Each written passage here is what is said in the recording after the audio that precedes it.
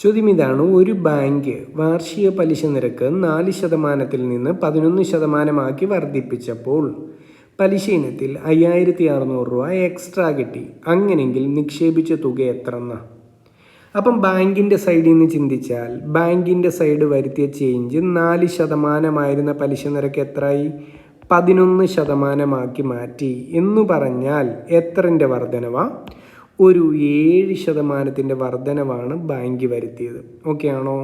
അപ്പോൾ ഈ നമ്മൾ കണ്ടുപിടിച്ച് വെച്ചത് ബാങ്കിൻ്റെ സൈഡിൽ വന്ന ചേഞ്ച് എന്തെന്നാണ് കണ്ടുപിടിച്ച് വെച്ചിരിക്കുന്നത്. ഓക്കെ ആണോ? ഇനി ചിന്തിക്കേണ്ടത് ഈ ചേഞ്ച് എങ്ങനെയാണ് നമ്മളെന്ന കസ്റ്റമറിനെ ബാധിച്ചത്. കസ്റ്റമറിൻ്റെ അക്കൗണ്ടിൽ എന്ത് ചേഞ്ച് വന്നു?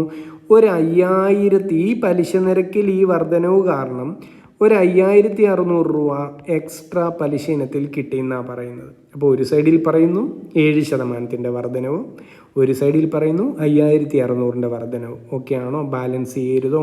അപ്പോൾ നമുക്ക് എഴുതി വെക്കാം, 7% വിലയാണ് 5600. അങ്ങനെങ്കിൽ 100% എത്രയെന്ന് കാൽക്കുലേറ്റ് ചെയ്താലോ? 100% കാൽക്കുലേറ്റ് ചെയ്യാനായിട്ട് ഞാനിവിടെ ക്രോസ് മൾട്ടിപ്ലിക്കേഷൻ നടത്തുവാണ്. പറഞ്ഞാട്ടെ, 100 ഇൻറ്റു 5600 ഡിവൈഡഡ് ബൈ 7. എങ്ങനെ വെട്ടിക്കളയാം നമുക്ക്? 7ഉം 56നെയും ക്യാൻസൽ ചെയ്യാം അല്ലേ? 7 ഗുണം 8 56 എന്ന് നിങ്ങൾക്കറിയാം. ബാക്കി എന്തു വന്നു? ഒരു 100 ഗുണം 800, 100 ഗുണം 800. അപ്പോൾ 800 കഴിഞ്ഞ് 2 0 ഇട്ടാൽ മതി. അപ്പോൾ ഇവിടെ നിക്ഷേപിച്ച തുക എത്ര എന്ന് ചോദിച്ചാൽ 80,000 ആണ്, 80,000 ആണ്. ഓക്കെ ആണോ? ശരി, താങ്ക് യു.